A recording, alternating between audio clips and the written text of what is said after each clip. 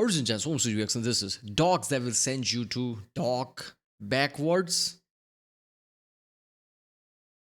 Dog back. I don't know. This is my channel, Casual Geographic. Okay, once again, all in good fun. We do not hate on the dogs over here. Anyway, he was gonna make a video about that. Like, what was that like? 1,000 gorillas versus what was that like? No, one gorilla versus 1,000 men. Was that the case? Which is a stupid things. Power in number is insane. Gorilla's powerful, but come on, 1,000, even 100 men is too much. Was it 100 men versus gorilla? I don't know. But yeah, gorilla will try to do something, but yeah, that will be overpowered. It's basically mass versus mass. Just imagine the difference. How much mass 1,000 men have and how much mass a gorilla have. So that's just, come on. So yeah, this is going to be an interesting video. Dogs that will send you to dog back. Yeah. After all the fucked up things that are happening right now, yeah, this is like a good escape, right? I'm glad Casual Geographic uploaded this video. So let's do this one.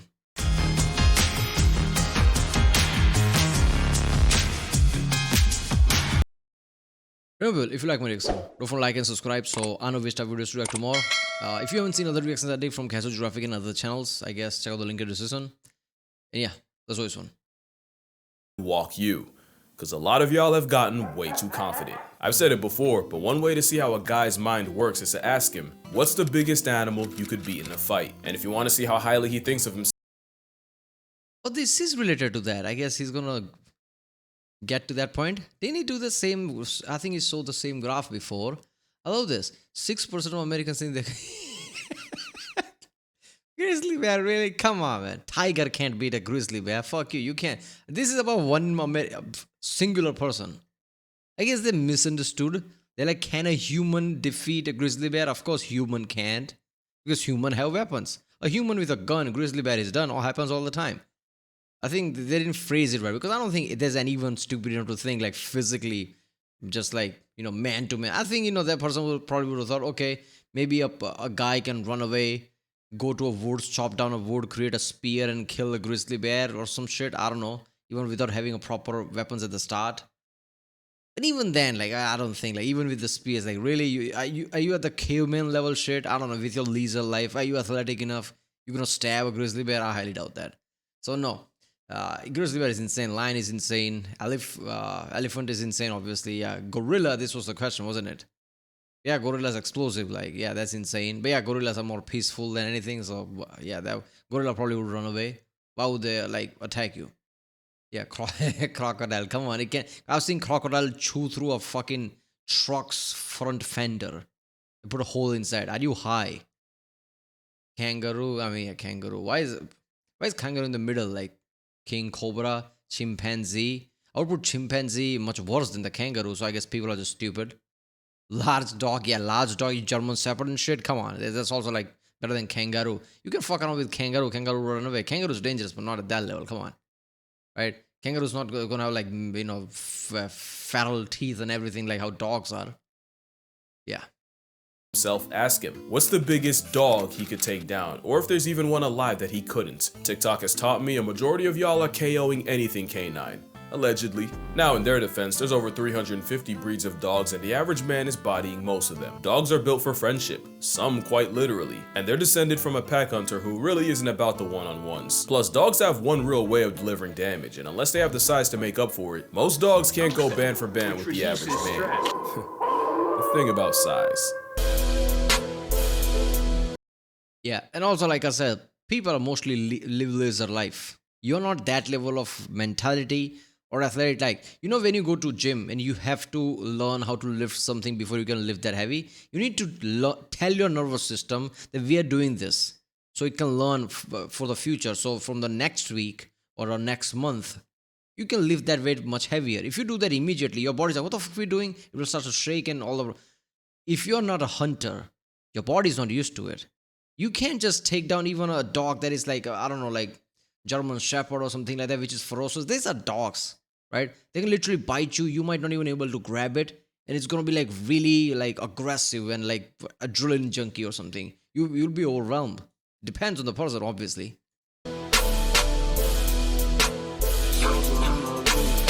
some canines are big enough to take you off the registry. Once dogs hit that 140 to 150 pound range, they go from a loud inconvenience to something whose free will could potentially put you in a dirt motel. Bigger than that, and you got the kind of dog where every breath you take is by his blessing. Real quick, this isn't to demonize any breed or inspire you to test your luck against your dog. And also, don't take this too seriously. I know Fantasy Fight Club loves hills to die on. But first we got the Kangle Shepherd is a Turkish Fido flex bred as a livestock guardian dog against jackals, wolves, and bears. Males on average get from 110 to 150 pounds, but ask around. Someone will tell you about their 180 pound attitude adjustment. An important distinction is that these aren't herding dogs, they're guarding dogs. The canine insurance policy pretty much are part of the herd, and any predators that flock around very quickly find out. Kangles will defend theirs in any situation, and while the cellmate of Cerberus prefers intimidation, they'll catch a clean body if it gets there. The catch is, since Kangles are built to defend the defenseless, they're unironically really good with children. But with a temper more trigger-happy than the state of Texas, nothing steps to a member of a Kangle's herd without getting read in an obituary. Apparently, some Kangles have snapped at their owners for getting too close to their own sheep. With Kangles having the strongest bite of any dog at an alleged 743 pounds per square inch, a snap from a helicoptering horsehound hits much different. They're so protective, they even protect some of the predators they were hired against. In Namibia, ranchers and cheetahs share an area code, and in a world where a dead cow can set your entire family back, many cheetahs become chalk outlines in the name of asset protection. But having Kangles and Anatolians on site, which as far as I understand are Americanized Kangles, the cheetahs get run off by canine conflict resolution before the ranchers have to reach for a permanent solution. The Kangle option actually reduced cheetah trappings and killings by 80%, and in some places they're providing the same deterrent service to wolves. I'm convinced now. Whenever a tiger, jaguar, lion sees a cheetah, they just like walk away like that. Yeah, he's not one of us. So all in all, they're still a good dog, just not for everyone. And not just because they need space, experience, and most importantly, a purpose. They need discipline, because gentle parenting means Turkish Tank rips your arm out of the socket the first time he sees a squirrel. This fluffy boulder would send you back to the mountains they spawned from. Forged in the mountains of Caucasus, the Caucasian Shepherd is also called the Russian Bear Dog, even though they're not Russian, and you're liable for a lecture if you call them that in front of the wrong person. They also weren't bred to hunt bears, they're also livestock life insurance. It's just that calorie blocking a bear might just come with a job description. The blow-dry Tasmanian Devil comes in two forms. Either that photo was photoshopped or that dog didn't survive, because I don't think bear is backing down, and bear is a bear. Coated mountain type and a shorter coated steppe version. The mountain brand are the big boys, and usually the ones that can get to over 200 pounds. And I promise you, you are not choking out a Wolverine on creatine with war experience. The dog, also called the ovcharka, was used in World War II as Soviet Union guards that would gatekeep Soviet gulags. So they might not send you there, but they'll keep you in its custody. So even though they didn't originate in Russia, before the Soviet Union developed an atomic bomb, they mobilized a furry nuke in the form of Fido. Also, a good amount would patrol the Berlin Wall, and after the wall came down and the dogs were adopted out, many of the veterans would suddenly remember their orders whenever near the past tense wall and would robotically walk in obedience to a wall that wasn't there. So yeah, folks messed around and created an absolute unit of a sleeper agent, and it isn't until you have about 200 pounds of dog resisting your will that you realize what the mountains of Caucasus were cooking. It feels more like a trauma than anything else. Like, even with all the happy life, they suddenly sit down and like just suddenly start to, oh shit, like we need to like, it feels like not much of like they weren't disciplined, they were traumatized or some shit. There's a reason this domesticated bear is used in Russian prisons. Imagine packs of ovcharkas roaming the city of Berlin at the expense of anyone unlucky enough to run into them. Well, you don't need imagination. For one of the dogs next, it's a reality. This is honestly the first place my mind went after hearing about the man versus dog debate. You tell him to sit, he looks at you like this. What is your next move? That's a hellhound. The way it looks, the way it's like flexing. Look at the feet and like the outer part of it is like flexing. And the eyes. It's a hellhound. Daikujo decides to climb on your couch where he knows he's not allowed. What is your vehicle of retribution? I pray it's not a rolled up newspaper. He's gonna make you a small section of the next one. Latin is, I don't know, grab it and throw it out the window. I mean, come on, man. I can live that shit. Come on. It's like a linguistic black light that tells the full story of a word. And when you shine it on Cane Corso, canis is dog, and corso or cohors refers to guard, specifically a military guard dog. Corsos, or actually corsai, are okay, maybe I won't grab it and throw it out the window. Again, I would not do that anyway, but yeah, this is just, I won't be in that position, let's just say it like that. kind of the guard dog, and they're descended from ancient Roman war dogs known as Canis pugnax. For Corsai, the Italian Mastiff would attack enemy lines in battle, with buckets of flaming, scalding hot oil strapped to their backs. Fun fact, in my culture, kani is the name of a spice you put on dishes, and to me it's all good, but to someone who's never had it before or doesn't know how to handle it, it can be an overseasoned assault on the senses. Same story with the uber black of dogs. Handle them wrong and they're a one-way trip straight to Valhalla. And with many over 120 pounds, I do believe every conscious breath you take is with their consent.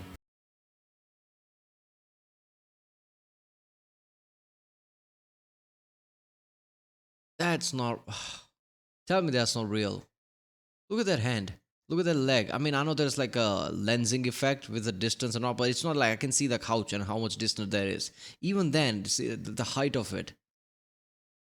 How is it that big? Again, they're guard dogs that protect their pack, and within it, they're docile family dogs that you can trust with the kids. But the same dog that can tear a wild boar in half like a phone book would absolutely turn you into coffin fodder in a fight.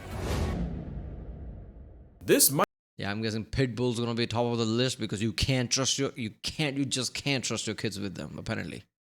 be the most underrated dog out here. First time I saw one, I genuinely thought it was a customized cane, and while they look similar at up to and often over 140 pounds, the Bressa Canario somehow tankier than the canine Italian stallion. Don't get it twisted, the Spanish Mastiff off the Canary Islands is 404ing most men. They just might have been brought over by Spanish conquistadors, and they were admired for their intelligence, toughness, and like a fitted sheet they won't fold.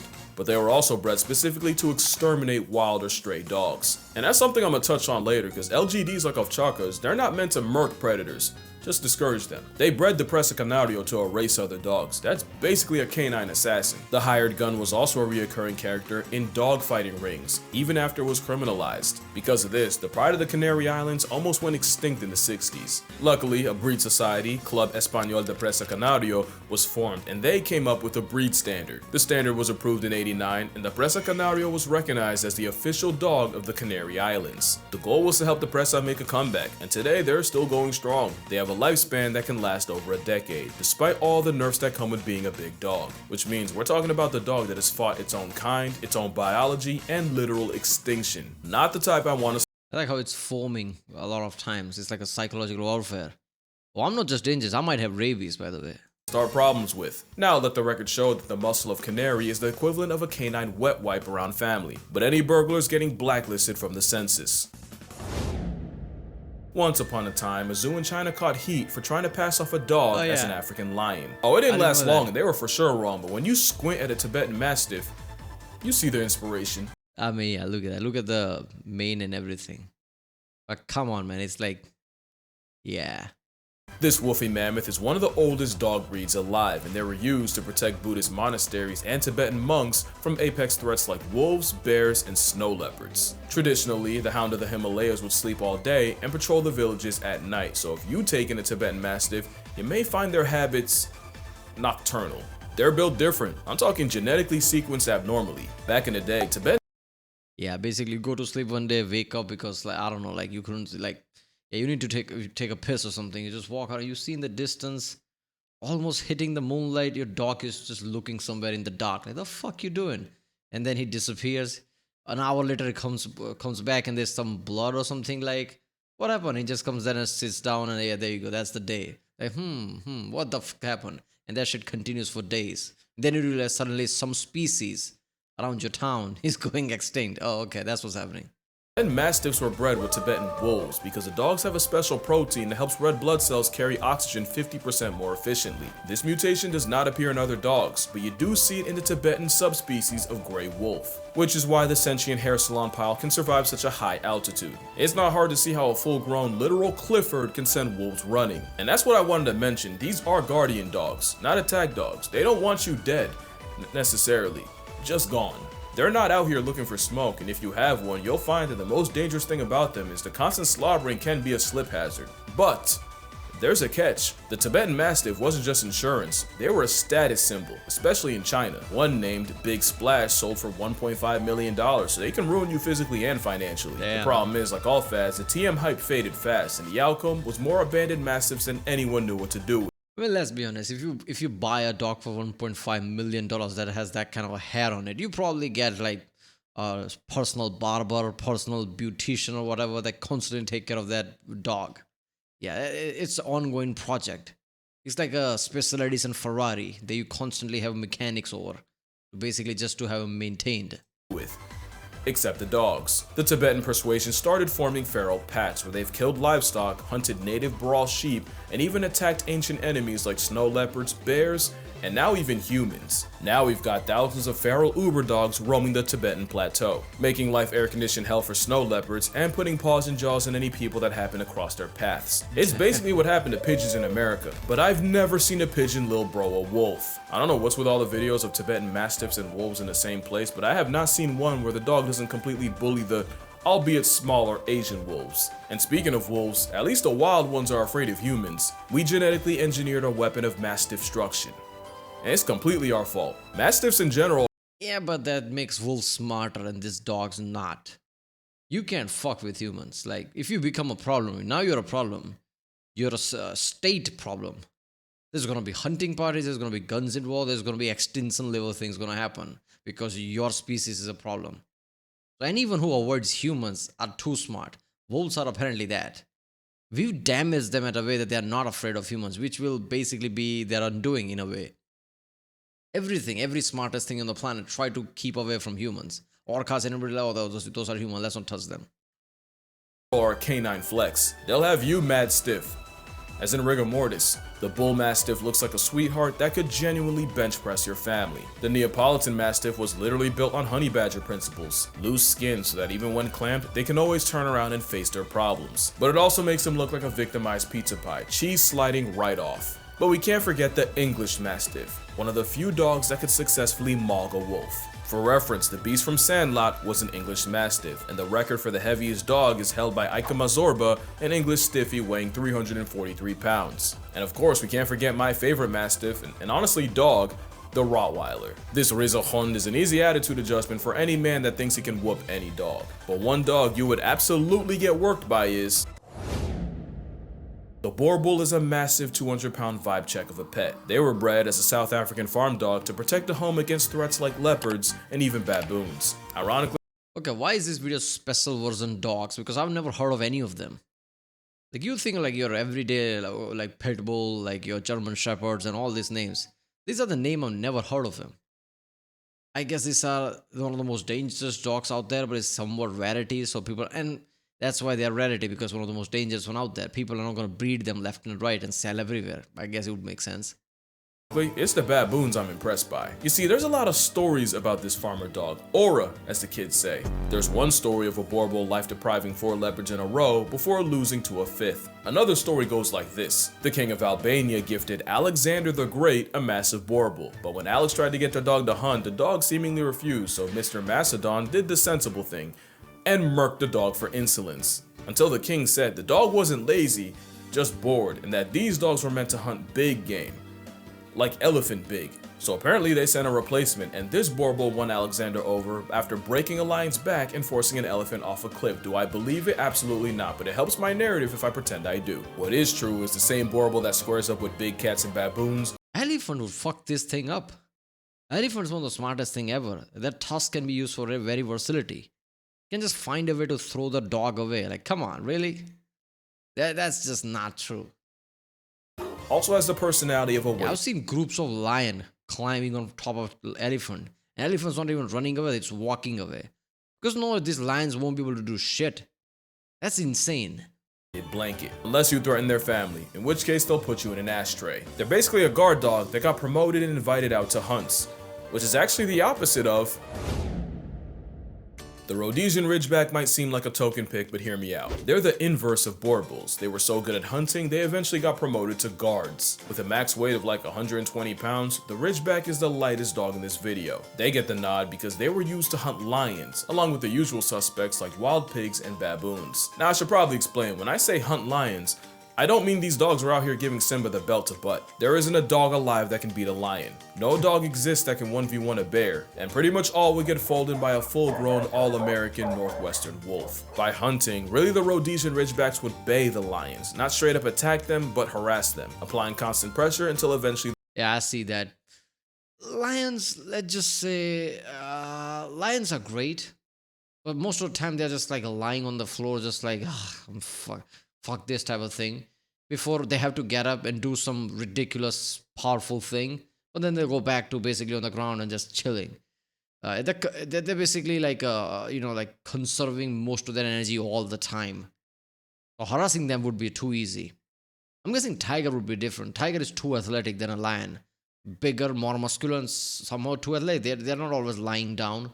They're not always like, oh, I'm tired of this shit type of vibe. Tigers are always like moving. They're single. They're not in packs. So yeah, tiger thing would be different. But yeah, bear is like untouchable. Like one thing I learned, like yeah, I'm pretty sure tiger. Technically, if you put it in like computer simulation, tiger can kill a bear.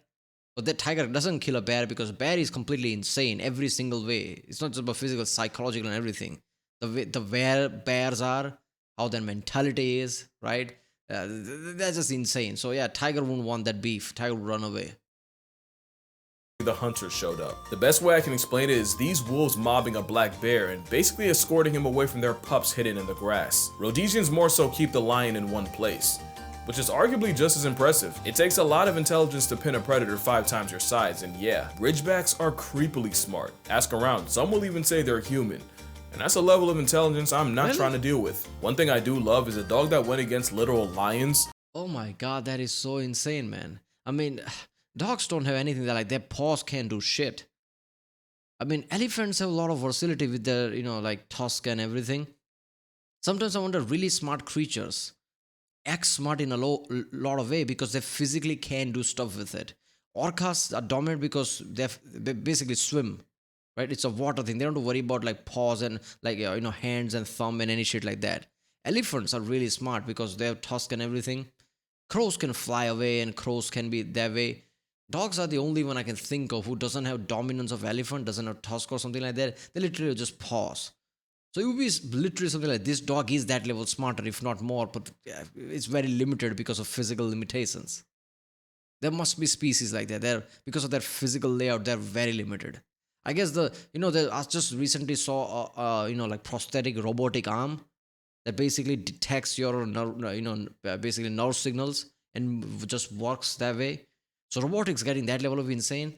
I can imagine in future some kind of like experiment where this kind of prosthetics, this kind of like thumb and everything, like hand type of things, people put on animals, they have physical, issues like that, and actually see if they can do anything with it, if they're smart enough to do something with it. That would be insane. Is also mad sensitive. They do not respond well to harshness, and you unironically have to watch how you talk to them because they will take it personally. They're basically gifted teenagers. They're not for the discipline, so you better keep it positive. What? I almost... Wait a minute. Okay, if you mistakenly or whatever just throw a tantrum and get angry at it, it will actually show you attitude and everything, like won't come to you and talk. That's insane. That's next level shit. Yeah, I love that. The more this is the thing, right? The more intelligence a pet shows, the better pet it is, right? Like that's why most people like pet dogs and things because they're intelligent. Almost forgot to mention the Dogo Argentino. A mistake that would have been. Basically, a teenager in the 1920s unlocked free will and decided to create the best possible hunter dog. He took traits like the scent tracking of a pointer, the height of a Great Dane, the Tibetan Mastiff's calm temperament, and the boxer's overall athleticism, and crossbred them with the now extinct Cordoba fighting dog. Eventually, he created an Argentinian Mastiff, and to prove its strength, he pitted his dog against a wild boar and a mountain lion, gladiator style. Only the dog made it out. And I wouldn't even believe that if it wasn't for the story of Morocho, the Dogo Argentino, allegedly killing a puma to save his 2 human girls. Allegedly, because I'm not entirely sure it's true. I still can't see one soloing a healthy mountain lion, but the narrative has been set.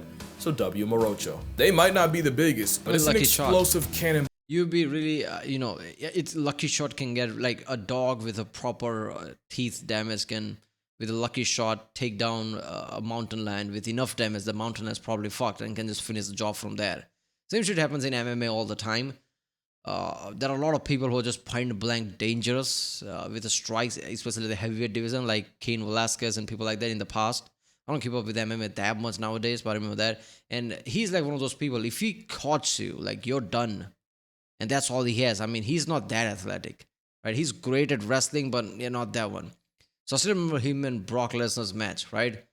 Where Brock literally just got hit with a punch and that was over. If that punch didn't land it, Brock probably could have overwhelmed him. with wrestling and things. I'm not saying Brock would have won. Like there's still chance of Kane catching him again, right? If one missed, but yeah, the match wouldn't have been over as fast it was. So yeah, one lucky shot is all you need if you're like if you really have that kind of power. That's why Jaguars are so dangerous. Jaguars bite force are too powerful. So one lucky shot, and they're like basically walked around that. They become stealthy and they just tuned their whole let's just build, as Tears would say, to be stealthy in a way that they don't need to rely on luck. They always make sure that they stealth attack something because they know that one shot is everything. Ball of a canine athlete that could overwhelm a grown man on the right day. They're tough enough to endure hours of trekking through rough terrain and still have enough juice to wrestle an animal 3 times its size. But if I ever saw this in an alley, my soul would auto-connect to the Wi-Fi in the sky. Now that's real Bluetooth. By now, you probably recognize the pattern. If a dog was bred as a livestock guardian in the mountains, it's likely the last dog you ever want issues with. And that is everything the Central Asian Shepherd dog is. Humans are so vulnerable. Like a simple cut can basically bleed you to death if it just hits in a wrong place, right? So a dog charging you, you better have a weapon, and even then you better be lucky because one just wrong swipe, you're gonna bleed to death anyway. The CAS, or Alibi, is another LGD spawning from Central Asia, and one of the few dogs that could honestly be confused with a polar bear. And while most of the dogs here are a matter of speculation and my personal bias, with the symbol of canine country strength often weighing over 200 pounds, a full-grown specimen motivated by malicious intent would dismantle an able-bodied man. And as one of the oldest dogs, humans didn't really do that much to breed them. They were honestly bred more by the harsh environment than anything. Just an overall unit of everything a dog can be, and likely the biggest dog most people have never heard of. Again, this isn't to demonize any breed in particular. I just figured the man versus dog thing gave me an excuse to talk about him, and I don't think I ever did make a dog video, so, you know, 2 birds, 1 stone and stuff. And if you're a man who thinks they can solo everything on this list, you got it. Don't take it too serious, although I haven't made I mean, no, you probably missed some dog videos, but yeah, maybe not the dog. The whole video being a dog topic, I guess. No, you didn't. I don't know. an animal versus animal video in a minute. Now there's an idea. Reminder that I have a book rating animals by how likely they are to murk you, and dogs are on there. Their rating might just surprise you, but that's gonna do it. Drink water, hug your mother. I mean, this was not even much of a debate here. There's a reason why anybody sees a dog and jump the fence. It's a dog. Are you kidding me? Most people are afraid of dogs. Dog people who have pet as dog are afraid of dogs, but other dogs, not their own pet, I'm guessing. But yeah, dogs are dogs. Like one bite and one just aggressiveness. Who knows, like rabies or shit, you're dead. But if this like point, like how Tearsu does it, right? Like Tearsu doesn't do 1v1 type of shit. It points intelligence and all factors. Like does this thing survive? Like does this survive on this meta or whatever? So humans would be basically with tools and intelligence, everything we have with guns. So yeah, humans are the most dangerous one. I'm pretty sure Tearsu's oldest video is that the most dangerous predator or something. Humans. Yeah. So there is no species on the planet can take humans on. But individual human or human who's not that much athletic, doesn't have weapons, yeah, we're basically screwed against most things. Right, well, there was dogs that will send you to dog backwards. I don't know why. I don't understand that. That's weird. Like, is that grammar right? I don't know. But channel Casual Geographic. If you like my reaction, don't forget to like, subscribe, and I'll see you next time.